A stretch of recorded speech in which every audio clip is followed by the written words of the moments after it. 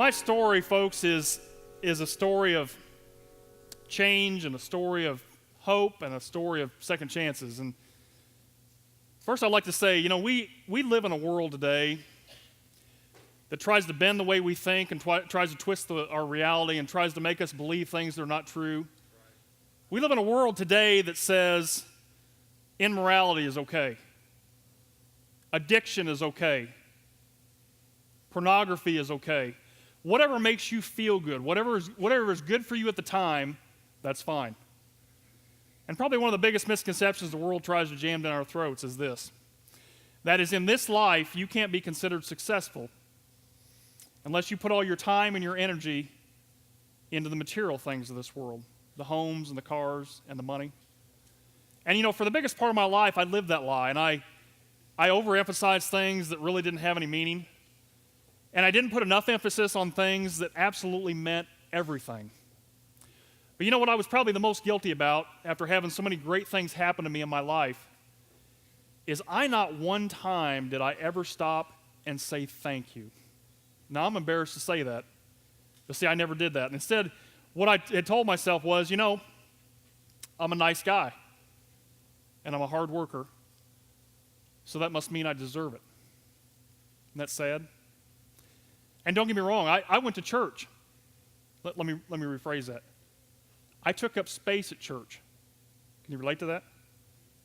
I took up my fair share of space in the pew with my body. But I didn't take up very much space with my heart. And I hate that. Because see, what I had convinced myself was if I would just make the effort, I was trying to play the game. I wanted to show up and I wanted to do what I consider my tour of duty. I wanted to do my hour and a half a week on Sunday morning. And then, don't bother me, and maybe I'll see you next week. And I had tricked myself into thinking that I was actually building a relationship with Christ. Isn't that silly? Walking through the front door of the building no more makes us a Christian than walking into our garage makes us a mechanic. That's right. But see, I tricked myself into that because people would ask me, they'd say, GL, are you a Christian? I'd say, oh, yes, of course, yes. I was so far out of touch, it wasn't even funny. And when I looked at my life, I knew there were parts of my life that were not pleasing to God. I knew that. See, in fact, not only had I done things that I wasn't very proud of in my life, folks, I had done a lot of things that I was downright ashamed of. But what I told myself all my life was, that was okay because I would just make sure that someday, before I died, I would make things right. I would reconcile with God. I would change. But see, I wanted to do it on my say-so. I wanted to do it on my time, when I was ready, because what it boiled down to was, I didn't want to really totally have to turn my life over to Christ. See, I wanted to maintain that control thing. I wanted to be in charge. I had no idea when I woke up on the morning of October the 15th, 2004.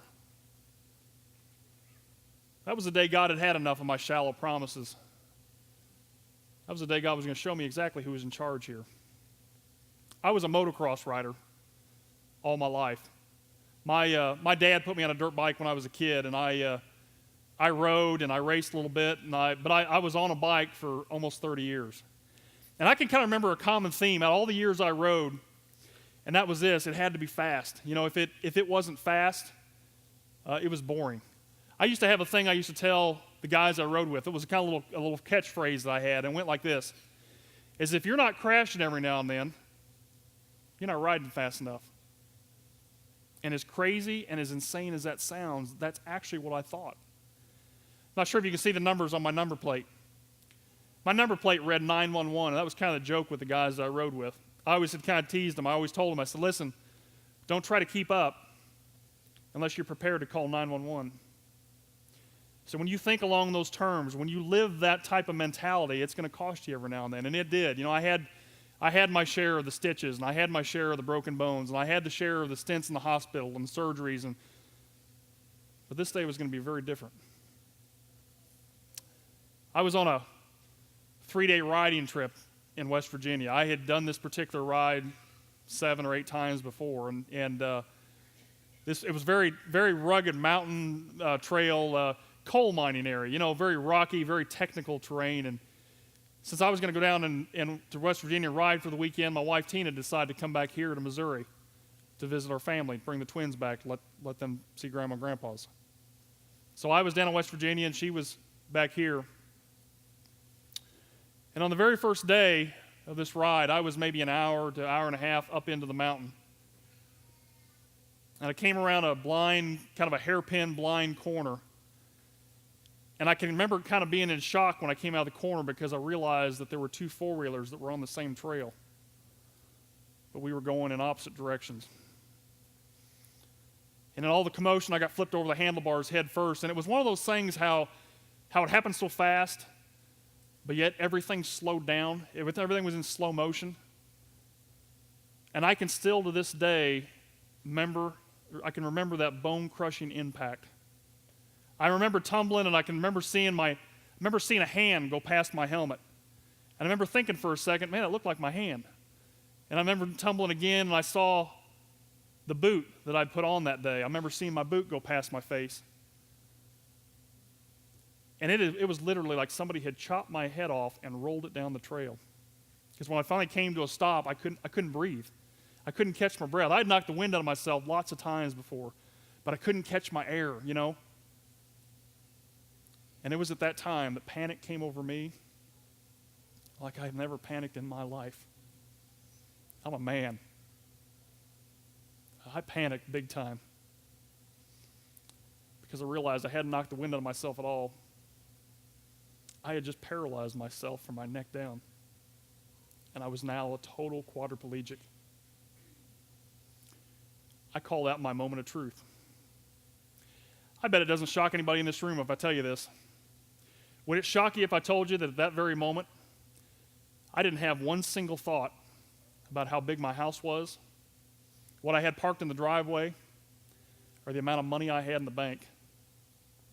Friends, I would trade every single material thing I own today if I could just have my body back.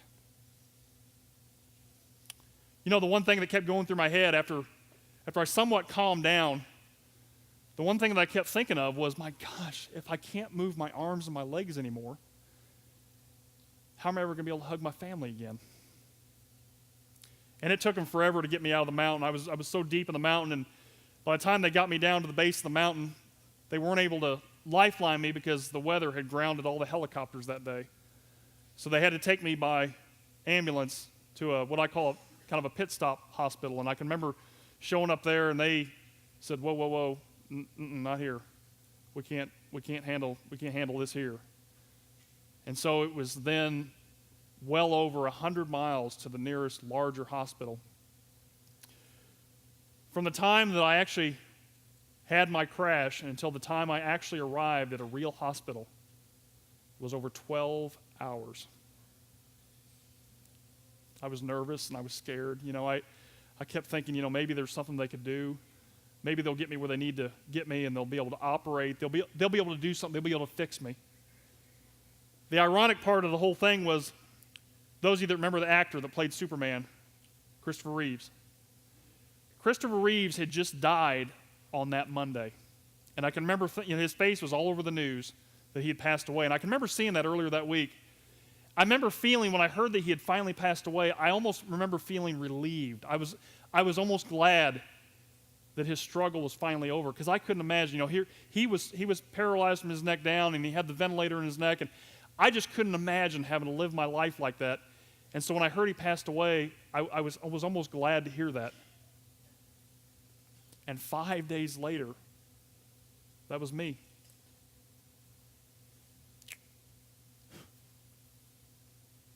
They got me to the hospital, and they did all the MRIs, and they did all the CAT scans.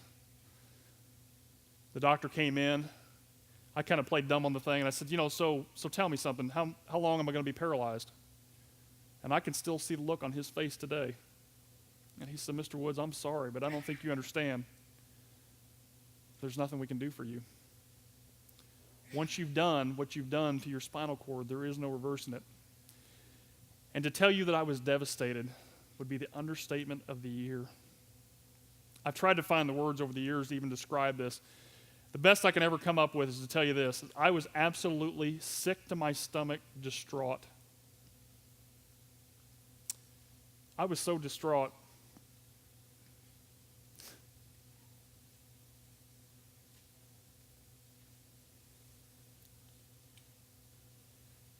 I laid in the hospital till the second day before I would even allow them to call my wife. I couldn't bring myself to tell her what I had just done. I was 39 years old. Tina and I at that time had been married 18 years. We just built a new home. We'd only been in the house a year. And our twins were getting ready to turn 4 years old. And I couldn't bring myself to tell her that I had just destroyed our family. I knew I was in trouble. I knew I couldn't fix myself. All of a sudden now that the medical community that you count on for the help, they weren't able to do anything. And at that point, I truly believed with all my heart that God had just thrown me in the trash. And honestly, I couldn't have faulted him for it had he done that. But it was at that time that I prayed to God harder than I have ever prayed in my life. And I said, Father, I beg you, please, if this is the life you have in mind for me now, I beg you, please, let me die. Friends, I have thanked him every single day of my life since that day. That's not what he had in mind for me. Now, I didn't see it at the time. I didn't understand it.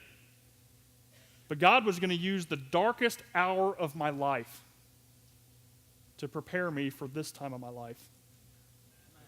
I would never saw that coming. We serve an incredible God. They decided to eventually send me by medical jet back to Indianapolis. The largest hospital in India is a place called Methodist Hospital, and that's where they were going to take me. And I'd been there before. They had operated on me once before when I had a crash. Should have quit then. But I kept thinking when I went back, I thought, Methodist is a big place. I was familiar with them. Maybe they have a different team of doctors. Maybe they have a different idea. Maybe they can do something. And when that team of doctors came back with the same answer, I knew I had a problem. They said, there's nothing we can do for you. I remember asking myself then the common question that probably runs through a lot of people's minds. I asked this question. I only asked it one time. But I asked this question, why me? And I can remember as soon as I asked that question, it went right back out of my head because it followed back up with a question, why not me?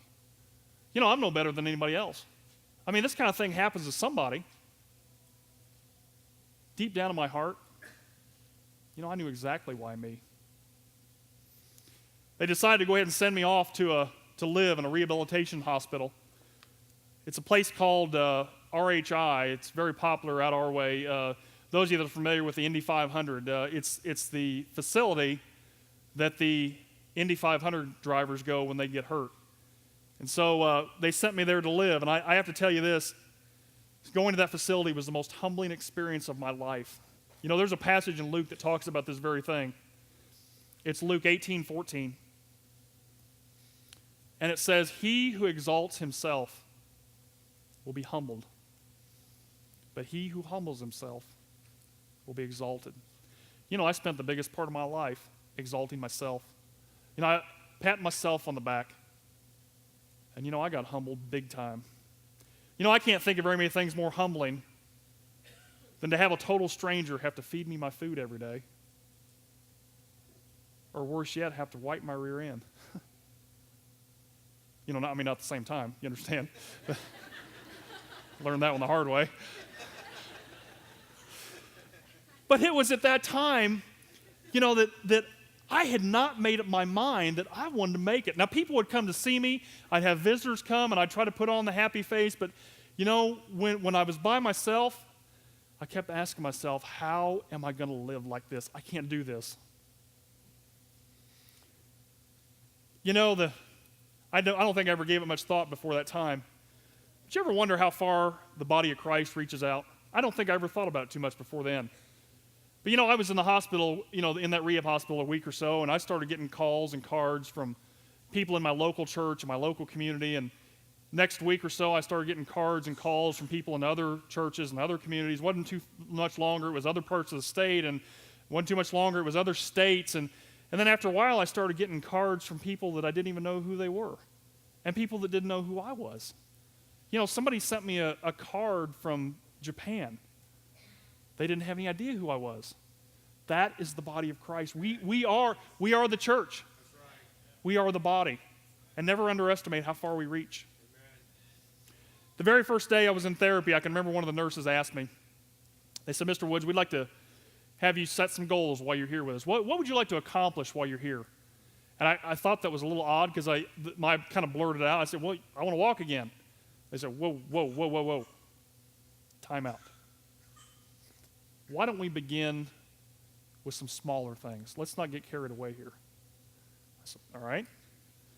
I'd like to be able to scratch my nose. How about that? I'm tired of having somebody else have to scratch my nose for me.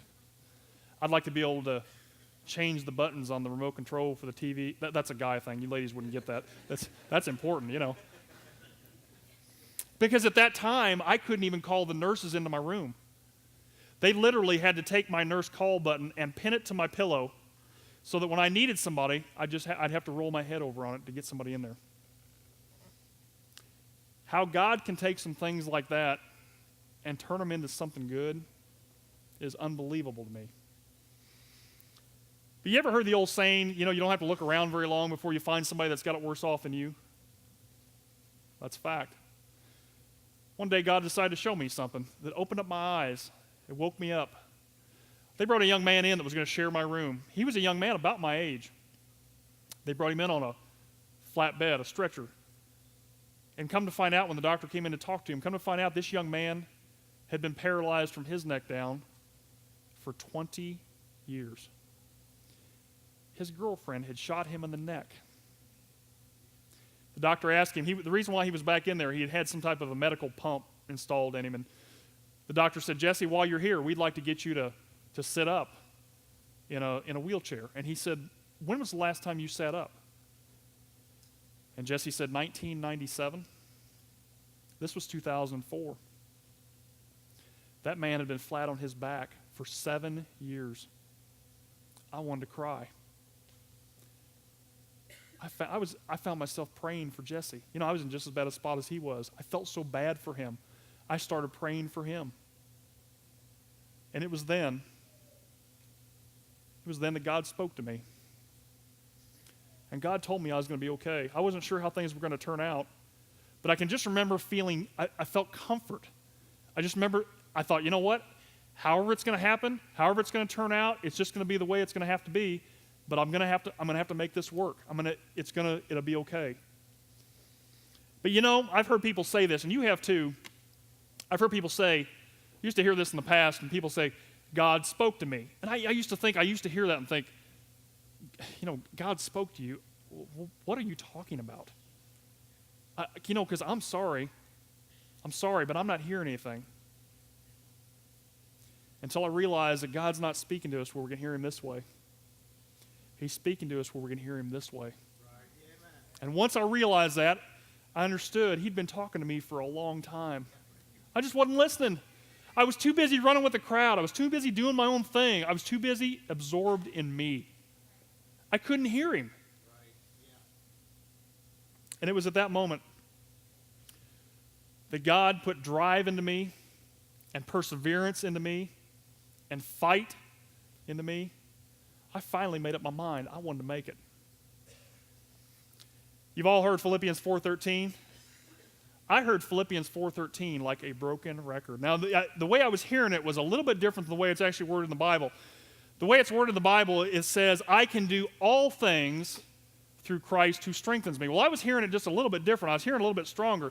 But I heard it about 100 times a day. And the way I was hearing it was, I can do anything. Anything. Through Christ who strengthens me. You know, I got a fire under me. I was ready to roll. I started going around telling all my nurses, all the therapists, all the staff, and I said, you know what? When it comes time to leave here, I am going to walk out of here. And I can remember a couple of the nurses I told that to. I got what I consider the look. They didn't say anything,